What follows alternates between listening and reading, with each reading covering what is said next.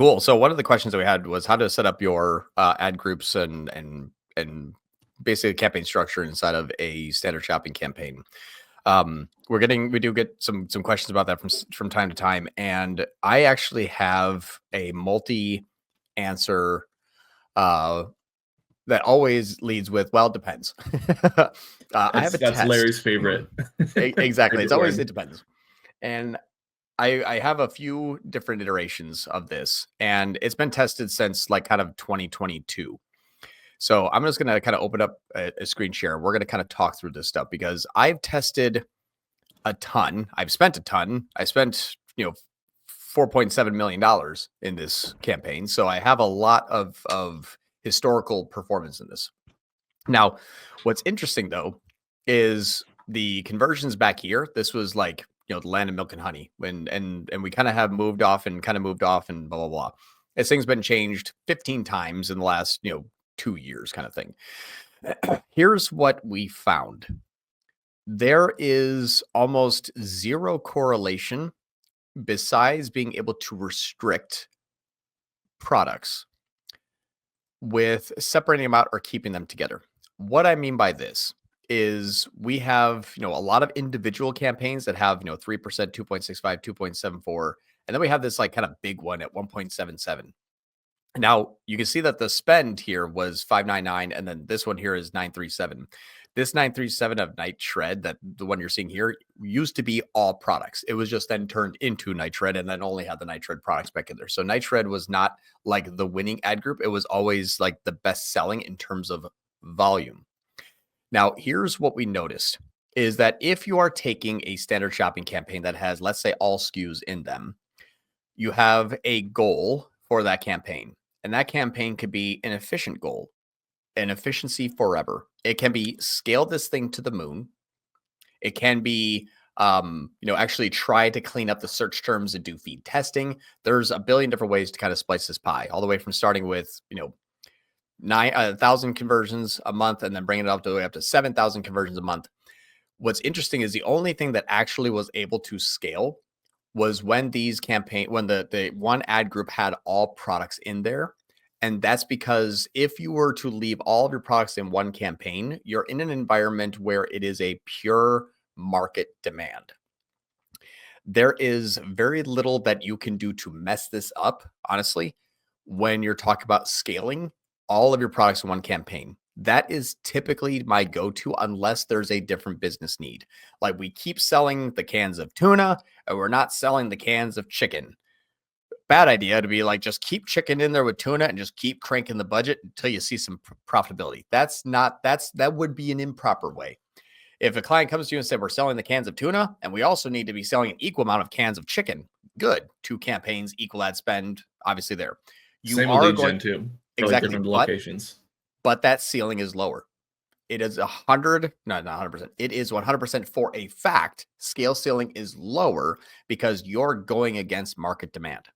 This is a 100% pure inbound strategy, which means, standard shopping is 100% one channel, singular channel, non-brand, inbound, demand-driven strategy. If a person wakes up and wants something that day, you will know about it because your campaign that has all the products are going to allow that to happen. Now, when we look at this one called like the best-selling campaign, we've been actually scaling this one up a bit, but inside of here, we have all of our products. And if you sort descending by clicks, typically what you're going to find is a descending of volume of sales. So if we look at this here, and just for example, if I just go, we have the conversions here, and I'm going to bring that over.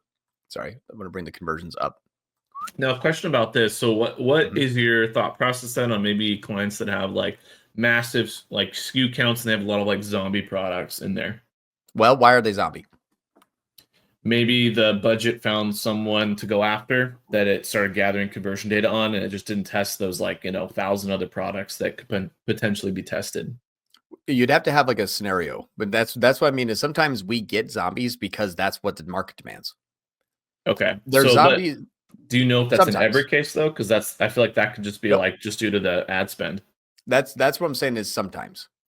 And that's why it is completely goal based, and it's always going to be anytime that we interrupt what a all campaign is trying to achieve for its group of products, we're actually restricting it. We can restrict it to a higher efficiency though, but it's very difficult to get those things to scale. And I'm going to talk about the cross pollination here in a moment. But we're taking human nature and we're removing that element because we want more of something. That is a very dangerous game to play, because what ends up happening is saying, okay, if I look at the amount of clicks descending, if I don't touch anything this last two weeks, I'm seeing triple the amount of clicks for this product here called Nitro GLP-1. Now, this is a brand new product. I have years worth of historical performance on each one of these, except for this product here. Gotcha. This product is essentially, in the eyes of Google, I mean, brand new, second quarter 2024, kind of like, sorry, third quarter 2024 is when it started. It was like November, or like September, October. Like that's when we kind of started this one here. It only got 2 conversions back then. Like you can see it was like brand new, barely working. Now, if we go to a proven one that has the history of all this stuff, and hopefully it's going to show on this graph. I don't have this graph. If I remove this campaign, well, here's a good one. Watch this. If you look at just the reviews for the GLP-1, I have 126 and 157. If you did something like Nitred, oops, I can't spell Nitred. If you did something like Nitred, it's like, oh yeah, there's 9,000 plus. Or if you want like the carb cut shred stack, which is kind of not even that popular, that also has 9,000. The supercharged mail also has 9,000. This one came out a few months ago. It's got 810, but this is like brand new 126. So Google basically said the one that is making the most amount of conversions all time is dwarfed by the 27,000 sales I have here, the 25,000 sales I have here, the 13,000 sales I have here. All of that just went out completely away this last 2 weeks because Nitro GLP-1 now has 200. We're comparing years worth of data to the last 2 weeks. So why is that happening? Potentially Facebook pushing demand over new audience to test that's lower hanging because less competition. So GLP-1 is the next competitor, a non-injectable competitor to semaglutide and Ozempic. Well, sorry, semaglutide is Ozempic and tirzepatide. And so tirzepatide is the active ingredient in starts with a W. I forget exactly what it is, but it's like Waymo or something. I'm thinking Waymo, but that's a car company. But it's something like that. But it's the active ingredient in like the. You put it in, you start driving a self-driving car. Inject yourself and you become a robot. So that is like semaglutide and tirzepatide that's Ozempic. That's what everybody's on, this dropping weight, looking great, feeling great, yada yada yada. This is saying don't want to stick yourself with a needle. Have you heard about a GLP-1? So if you look at Google Trends, here's what's funny. Google Trends is going to show as a GLP-1. If I look at the search term and I look at the thing like a past 12 months, you kind of get the picture here. Yeah. Super key point with this. These numbers are not 100% accurate. It's just for trends. Literally, it says the name, but it's just yeah. So if you say like semaglutide, which is the active ingredient here. So this one kind of has like, it's been popular. If you do like the last 5 years, obviously it's like, whoa, man, semaglutide had a way huge start. And then it says, hey, did you know we can actually do the same thing with a non-injectable oral one? Yeah. Okay, so that actually is something that's new to the market. That has a 3 to 50, and now in the last week, it's 33.94. Yeah, well, you're creating. I guess you're filling a need. It's like capitalism 101. Someone doesn't want to get injected by a needle. They go and say, oh, this is a product that I can do instead of that. Which is better. Well, at least for now. And if you look at like 2023 to 2024, this is kind of like a high peak and a low peak. So it's only really gone up like 30% since 2023, honestly. So this one here is on a rampant climb. We didn't invent GLP-1. GLP-1 is a medical term. That's what's actually it's actually like the hormone. So we actually have multiple products coming out. We're going to have a GLP-1 energy drink that's coming out. So now you can actually go to the gas station and get your semaglutide right from a can for $3. Wow. So the reason why I say that sticking everything into one can be a good idea is I don't care what product sells. I just want to blast this thing to the moon. So that's my use case. GLP-1, the hottest trend since sliced bread, is now spending 4 times as much or 4 times as much as any other product in here. That has nothing to do with me. That is 100% pure market demand driven. So question on that: would you consider this type of campaign then just bottom of funnel because you're just capturing market demand? You're not. I mean, you could be generating it, but like you still can get new customers on bottom of funnel, but Yeah. How would you kind of categorize it? Yeah, all of this is non-brand. So when you look at the search terms for the last 14 days and you start descending by conversions. Sorry, this is my filter for catching brands, so it's only going to show us the stuff that actually has the brand. Yeah, no, that's fine. So that's when his stuff is like, there's a bunch of clicks and everything like that. These are all brand search. Yeah, but let me go into my actual campaign. Non-brand shopping. There we go. Search terms. Sorting descending by conversion. You got testosterone booster, GLP-1 pills, and then GLP-1 supplement, GLP-1 supplements, best GLP-1. So I'm hearing a bunch of ads on the radio. If you're on semaglutide, start taking your GLP-1 supplements. This is what your body needs in order to actually help your semaglutide. Wow. So now I can take this with my injectables. Amazing. So there's all these new trends analysis and new things that are coming out to GLP-1.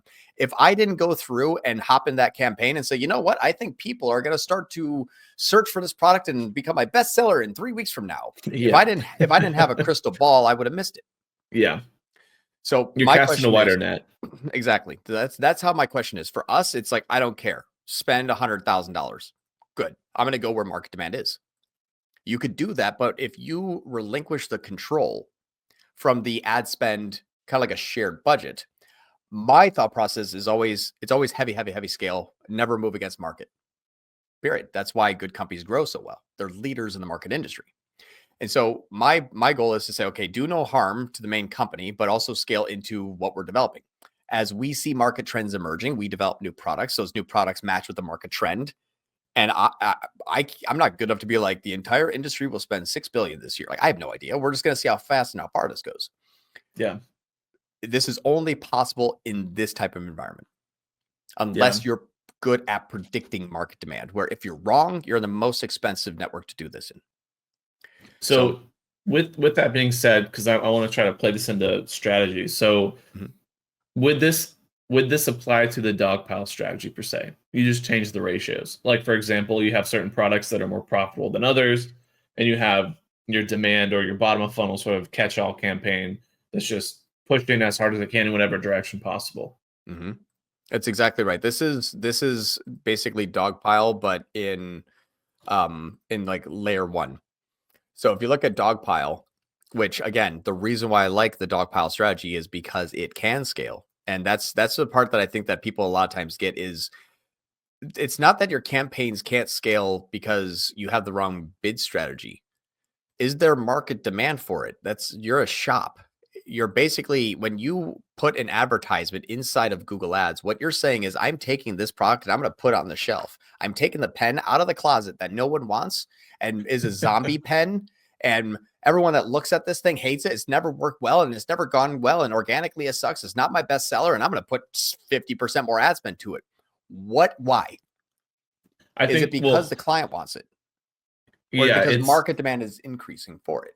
Yeah, you want to fit, you don't want to fit a square peg in a round hole. I think, but what the biggest point I think about that is that whenever you have like zombie products that pop up, that could also be due to like the high ROAS setting that's only going after products that it knows it wants to actually convert on too.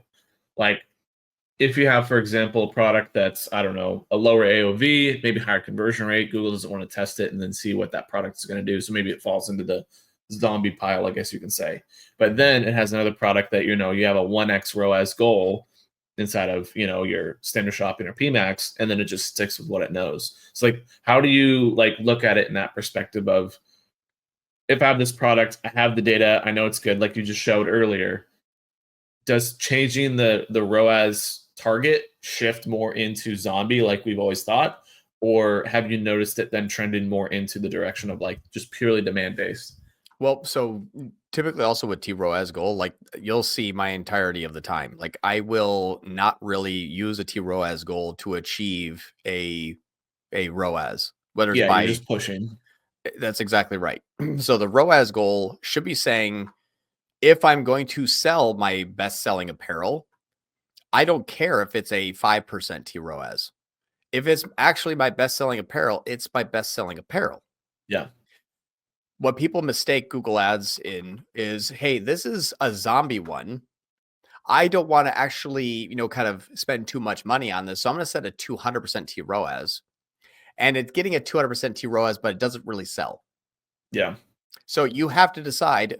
My question to you is you can't jump from I have zombie, what do I do? You forgot to ask why. So that's what we have to teach. There's a cart before the horse. Google will sell what is selling because it is selling. Google will not sell what is not selling because it's not selling. Always remember those words. It's always Google is selling because it's selling. It's a cart before the horse. It's a chicken before the egg. If it's a zombie, you have to go waste thousands of dollars on it to prove that it's zombie. And if you have not, it is not a zombie. You just have not tested it. And if you spent thousands of dollars on a zombie product and nothing came about it, there's your answer. It's not a zombie product. It's a shit product that no one wants. Yeah.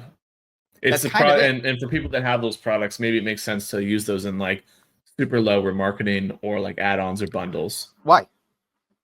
Well, like if they have inventory that they need to clear, is my thought process. So you like push it on the email list. But that would mean that you're taking ad spend away from things. Email list makes sense. But if you're putting ad spend to something that is working well, how much would you take away from that to go test a zombie? Yeah, no, I agree. That's what I'm saying is like just to move inventory, having some sort of offer that you can kind of mix it in. That's not necessarily being pushed on ads, but like pushed organically and like remarketing through email. Yeah, I think that sometimes, but it's the cost analysis that needs to come into play. 'Cause you can say, okay, if we push this product, we get X result.